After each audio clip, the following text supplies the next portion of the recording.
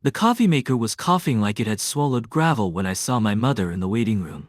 I had a wet raincoat hanging off the back of my chair, a roof repair schedule blinking on my screen, and the whole office smelled like bleach from the flood cleanup. For 8 years, nobody here knew the name I was born with. Then she stood up, clutching an old envelope with both hands, and said it clear enough for the receptionist to hear. Daniel? My stomach turned cold. Not Dan. Not the name on my badge. Daniel. The name my family had buried while I was still breathing. I gripped the counter so hard my knuckles went white and tried not to look like a son. I did not follow her into the conference room right away. I told Marcy to give me 5 minutes, then walked out back where the dumpsters stood behind the building and let the rain hit my face until my breathing quit shaking. That was the life I had built normal on purpose.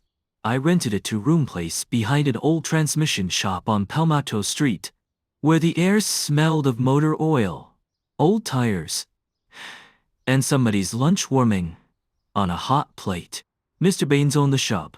He was half deaf, kind in a gruff way, and never asked why a man my age got no visitors.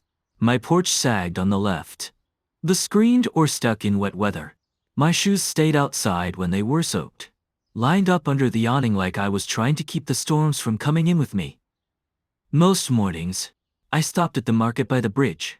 Coffee in a paper cup, eggs if the price was decent, a banana for the drive, and a bag of dog food whenever Roscoe Espin got low.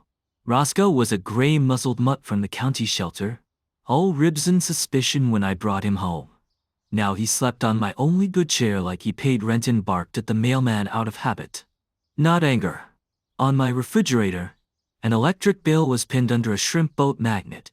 Beside it hung a grocery list, a vet appointment card, and nothing personal. No family photographs, no holiday cards, no smiling children on beaches where I had never been welcome. At night, I repaired old radios at the kitchen table. I liked the small screws, the copper smell, the slow honesty of something broken telling you exactly where to look if you had patience. When I got one working, I angled the antenna toward the window and caught baseball out of mobile, the announcer fading in undoubt like a voice from a room I used to know. People at work knew me as Dan Mercer. Quiet, reliable, good when roofs leaked and tempers ran hot. They knew I avoided staff photos and had no social media. They did not know I had changed my middle name, or that Mercer came from a street sign I passed the night I left home. I had made myself hard to find. Still, my mother had found me. And whatever waited inside that old envelope, my small, careful life had already begun to crack. I was 21 the night the warehouse burned, old enough to be blamed like a man and young enough to believe the truth would matter. The fundraiser had ended late. Folding tables leaned against the wall. The donation jar was locked in the office safe, and half a box of butter cookies sat open beside the coffee urn. My father had spent the evening smiling for the town council, then cornered me near the loading bay about selling the back acres. "You don't know what this family needs," he said. "I know once we sell it, we don't get it back. People hurt us." That became important later. I was the last one out. I remember the brass keyring cold in my hand, the little crescent-shaped nick on the office key, the way each lock clicked because I checked them twice. Back door, side office, roll-up bay. I tugged the handles until my shoulder hurt. At 2 in the morning, my sister called screaming that smoke was over County Road. By the time I got there, fire trucks had turned the wet pavement red. My jacket soaked up the stink-burn lumber. Melted plastic, old paper, gone to ash. Near the curb, somebody had dropped the cookie box, and pale shortbread circles floated in dirty runoff like coins no one wanted. My father came through the crowd with soot on his cuffs and anger already fixed on his face. "You were the last one here." "I locked it," I said, holding up the keys like proof. "You fought me in front of everybody. That doesn't mean I burned our own building." By morning, the local paper carried a photo of the blackened roof and the headline careful enough to destroy me without printing my name. Questions surround family business fire. At the diner, men who had known me since Little League stared into their coffee when I walked past. What bothered me most was the lock in the investigator's report. They showed it on a metal table, barely scorched, too clean for a door that supposedly took the heat first. I said it over and over until my throat felt raw. That lock was on there when it burned. No one looked relieved. No one asked why. They only looked embarrassed that I kept talking. 3 nights after the article came out, my mother called and asked me to come to supper. Not dinner. Supper. The word she used for sickness, storms, and money trouble. I stood in the driveway with the phone against my ear, smelling smoke that was there. Your father wants everyone at the table, she said. Everyone? A pause. Yes? The dining room looked unchanged, which made it worse. The long oak table still had the nick near my chair from the paquet I dropped at 14. The glass cabinet held dishes nobody touched except when company came. By the hallway, the grandfather clock ticked too loudly, as if it had been hired to measure how long I could stand there. Food sat out untouched. A platter of cold sliced toast had gone gray at the edges. Rolls waited under a cloth napkin. I smelt it in the water glasses, leaving rings on the tablecloth. Near my mother's elbow, a dark wine stain bled under the lace. Renee sat with her back straight and her hands folded. Claire stared at her empty plate. I noticed the little hand-flint scar by her thumb, from when we were kids and I taught her to sharpen pencils with my paquet knife. I looked at that scar because I couldn't bear her face. My father came in last with a folder in his hand. He stood behind his chair and looked at me, like a renter behind on payments. We need to settle some things, he said. About the fire? About the family. My mother flinched but said nothing. He slid 2 papers across the table. They stopped beside my sweating water glass. You are to have no further contact with our clients, he said. You are not to present yourself as connected to the business. You are not to use our name around town. Our name, I said. That's right. I picked up the first page. The words blurred, but I saw enough. Release of interest, voluntary withdrawal. My small share, earned through years of weekend labor and summer jobs, reduced to 1 signature line. You want me to sign away my stake. I want you to stop dragging this family through the mud.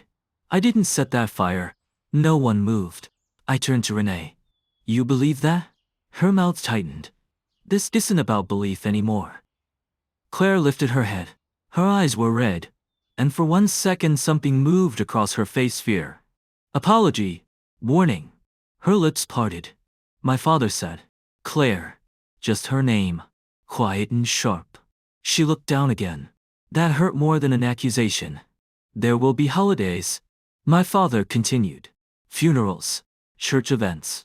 Fundraisers. You will not attend if your presence creates embarrassment.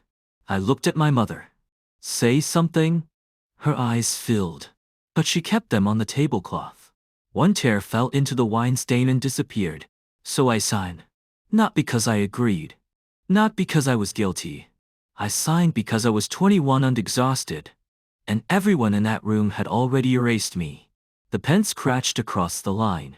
Daniel Whitaker, the last time I wrote it. For 3 days after my mother came to the center, I did what I always did when the past reached for me. I made lists. Roof tarps on Juniper. Generator request for the senior apartments. Mold inspection at the daycare. I drank coffee from the rattling machine.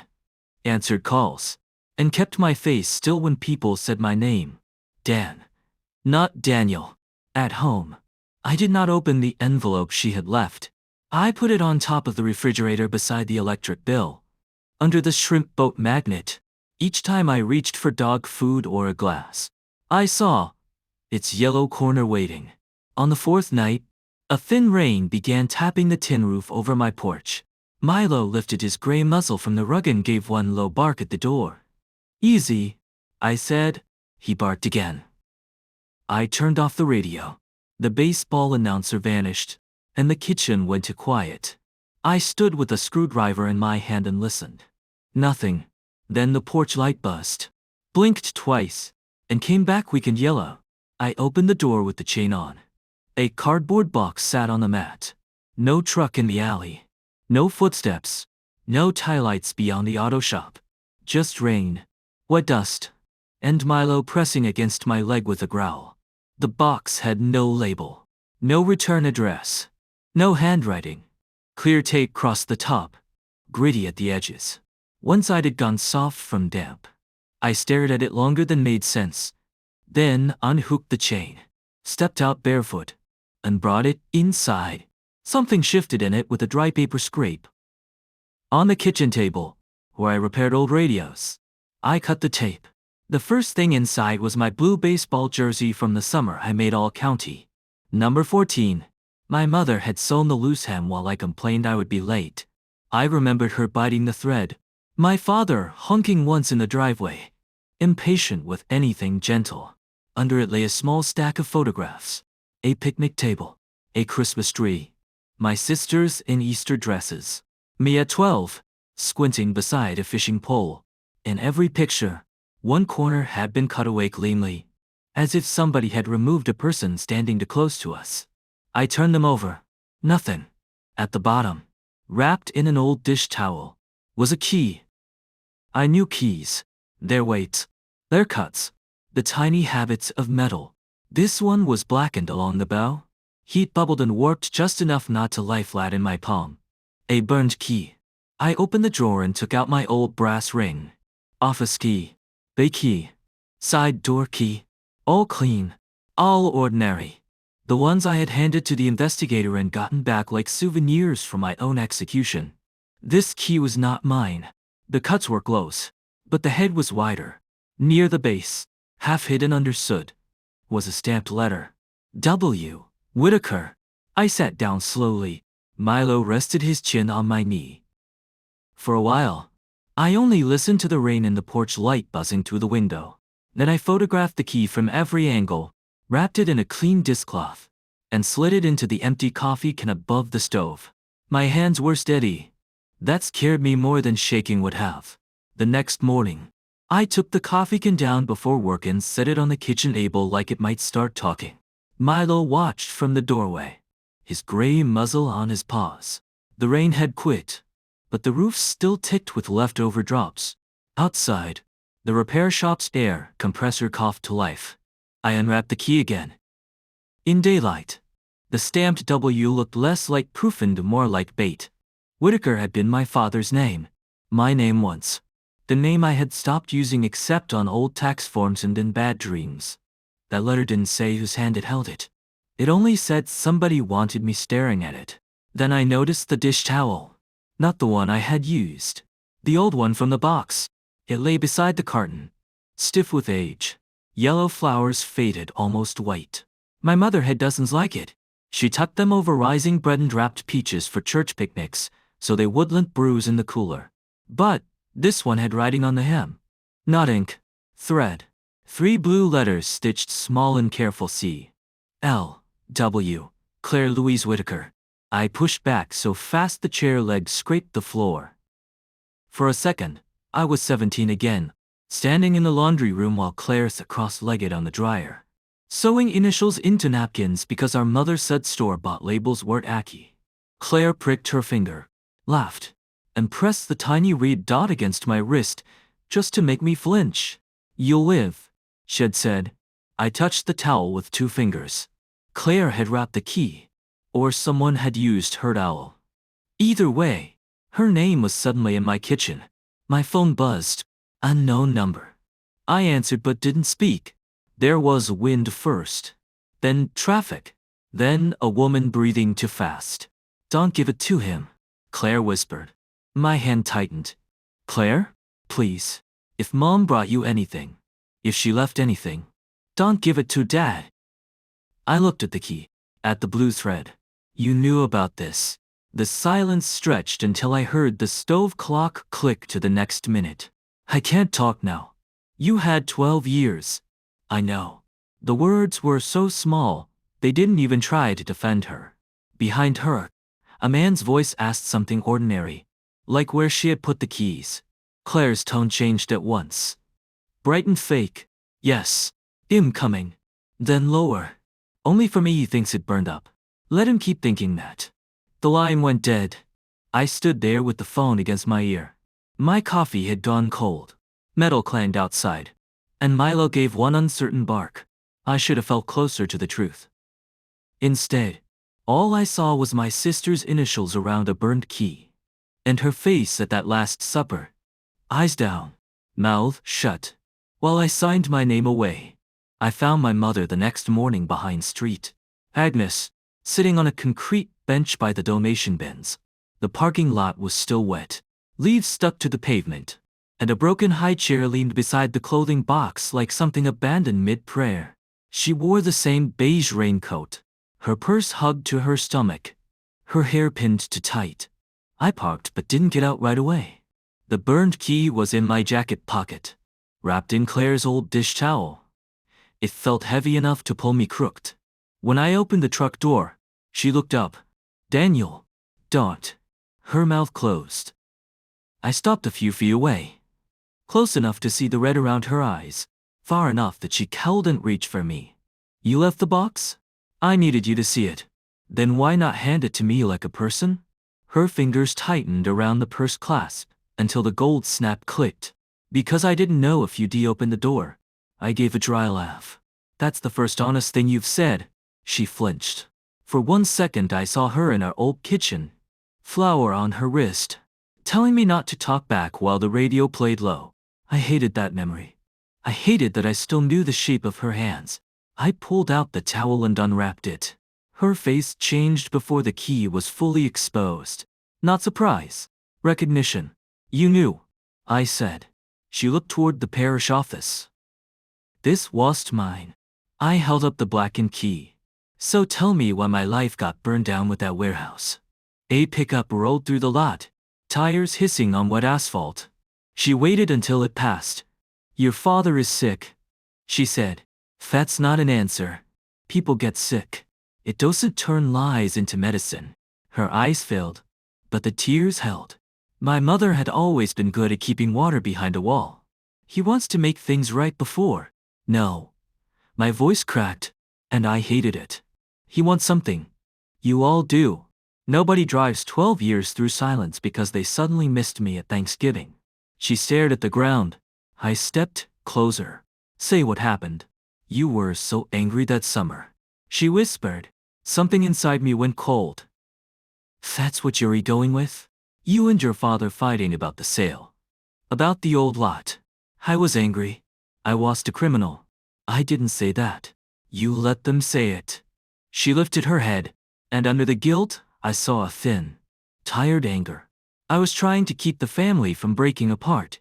It broke apart around me. Her lips trembled. You think I don't know that? No.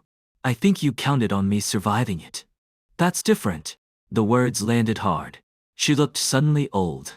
I went to your apartment once, she said, after you left. The little place near the highway. You had a blue towel over the window because the blind was broken. I sat across the street almost an hour. My throat tightened. You didn't knock. No. Why? She looked at me then. Really looked. Because if you opened that door and asked me to choose, I was afraid I still wouldn't be brave enough. The church bell rang once. Dull and low. I wrapped the key again with hands that didn't feel like mine. That's not a confession, I said. That's just another way to leave. She began crying quietly, one hand over her mouth. I wanted to feel nothing. I wanted to be the man with locked drawers, paid bills, and a dog who trusted slow movements. But my mother was crying on a church bench, and part of me was 21 again, waiting for one person in that house to say my name like it belonged to them. I put the key in my pocket. I'm not giving this to Dad, I said. And I'm not meeting him alone. She wiped her cheeks. Your sisters will be there Sunday. At the house. The word house opened a cold room in my chest. I didn't agree to come. I know. I turned toward my truck. Behind me, she said. I kept your jersey. After they cleaned out your room. I told them I threw it away. I looked back. She sat with her purse in her lap. Raincoat damp at the hem. A mother and a stranger in the same tired body. That doesn't fix anything. No. She whispered. It doesn't. I got and unshut the door. For a minute I didn't start the engine. I just breathed through the ache, while the wrapped key pressed against my ribs like a second heart that had learned to burn. Sunday afternoon, I parked across from the house and sat there until the old car's vents breathed hot plastic into my face. The place looked smaller than memory. White columns, brick steps, magnolia leaves on the walk. From the street, it still looked respectable, which felt like another lie. My phone vibrated in my jacket. A work call. Probably. I let it buzz until it stopped. My mother opened the door before I knocked. "You came," she said. I said I wouldn't meet him alone. Inside, the foyer table was the same, but the photographs weren't. Weddings, babies, beach trips, no trace of me. Even the Galveston picture was gone, replaced by sailboats in a cheap frame. My father stood in the living room in a blue dress shirt, cuffs buttoned tight. Maren hovered near the fireplace. Claire sat on the couch with reed eyes and both hands clenched between her knees. I manila envelope lay on the coffee table.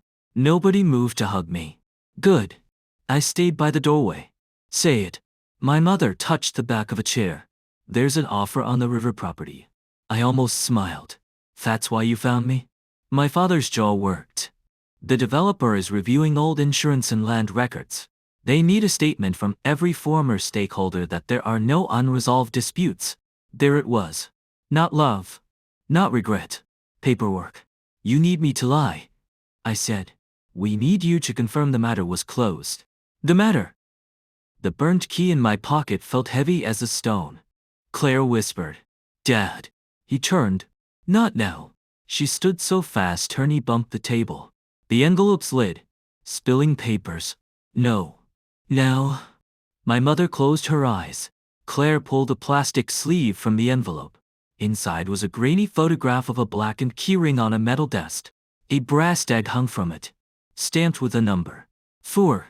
Not mine. I knew that tag. I had watched its wing from my father's belt every morning of my life. Office side door. His key. My father said. That proves nothing. Claire's voice shook. I saw you go back. The room tightened around us. You told me to wait in the truck, she said. You said you forgot the insurance folders. You were mad. The file cabinet stuck, and you kicked the heater. I heard glass break. Then smoke came under the door. Outside. The streetlight white at the curb flickered on. Off. On, though the sun hadn't fully gone down. I looked at my mother. You knew? She stared at the carpet. That was the answer. Mar uncovered her mouth. I found out after the claim was paid. A laugh came out of me. Short and ugly. You let me sit at that table. I said. You watched him call me a disgrace. Claire held the sleeve toward me. I was scared. So was I. My father straightened, reaching for his old courtroom voice, though he'd never been in a courtroom. It was an accident. If you drag this up now, you won't just hurt me. I looked at the walls where my life had been removed cleanly and replaced with sailboats. No, I said. I think I already know who got hurt. I left them in that living room with the sailboat pictures and the old coffee smell. On the porch, the boards creaked under my shoes. My father had sanded those same boards when I was 16, telling me a man should finish what he starts. Back then, I believed him. I believed most things. At the curb, I stopped beside my truck and took out the burned key. It sat in my palm, bent and blackened, lighter than it should have been. My fingers seemed to smell of ash, though that was impossible after all these years. Memory has its own weather. It puts smoke back in your coat. It puts you at a dining room table with melting ice in your glass, waiting for people to choose you. The front door opened behind me. I didn't turn. Claire came down slowly. I heard her crying before she reached the sidewalk. Those small broken breaths she used to make when we were kids and didn't want Dad to hear. I'm sorry, she said. I looked across the street. A sprinkler ticked over a lawn cut to short. A plastic tricycle lay on its side near a driveway. I used to make excuses for you, I said. You were young, scared, stuck in that house. She said nothing. I closed my fist around the key. But I was young too. I know. No. You got to stay a daughter. I became a warning. A car rolled past. the driver glancing over like we were just another family having a hard Sunday evening. Claire wrapped her arms around herself. I thought if I said it, everything would collapse. A tired laugh came out of me. It collapsed anyway. It just landed on me.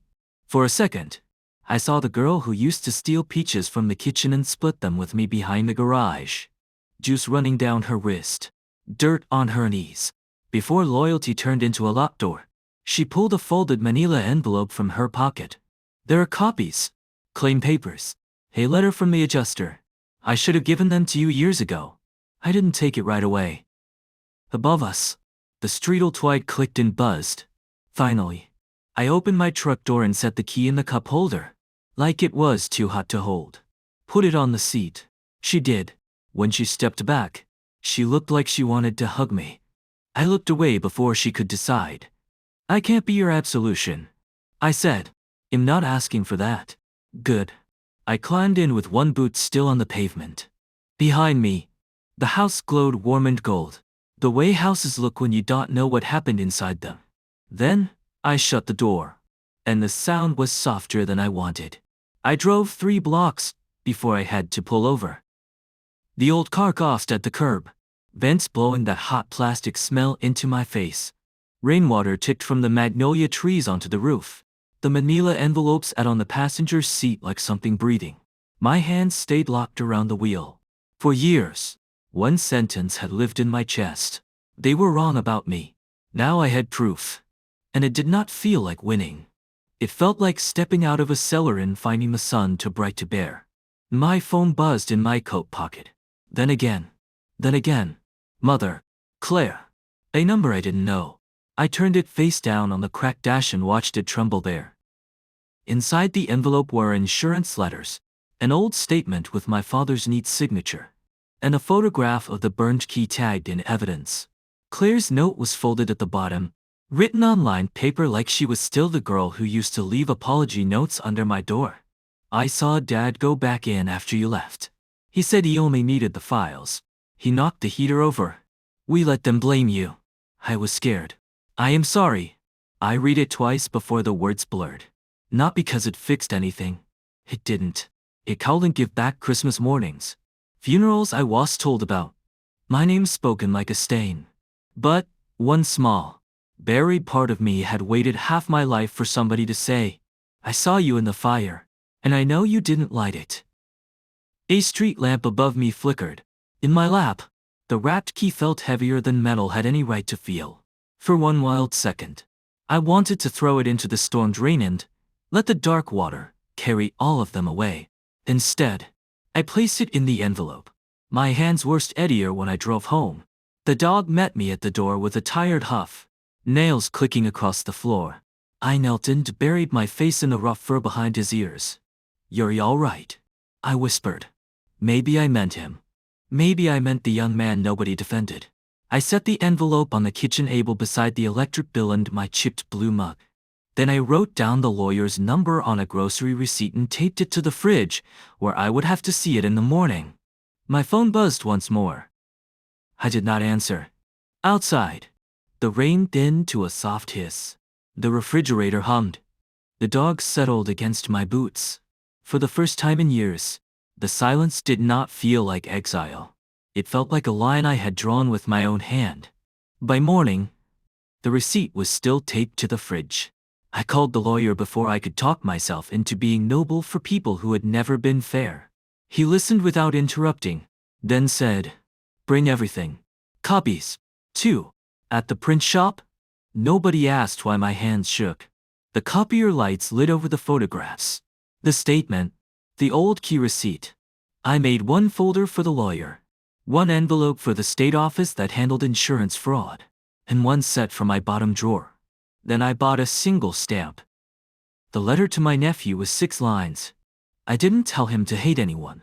I wrote that adults show children the truth, even when the truth costs them. I wrote that a man is not built from what others accuse him of, but from what he refuses to carry for them. I sealed it at my kitchen table. The radio by the window crackled, then found a baseball game inland. Foul balls snapped into the crowd noise. My phone rang once from my mother and once from Claire. I let both go quiet. Near sunset, I clipped the leash to the old dog's collar.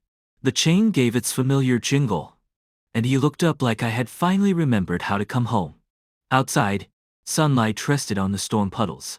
Roof patches flashed silver.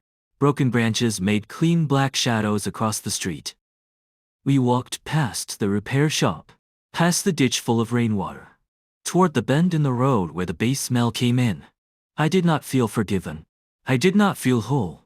But the key in my pocket tapped softly against my thigh, no longer like a sentence.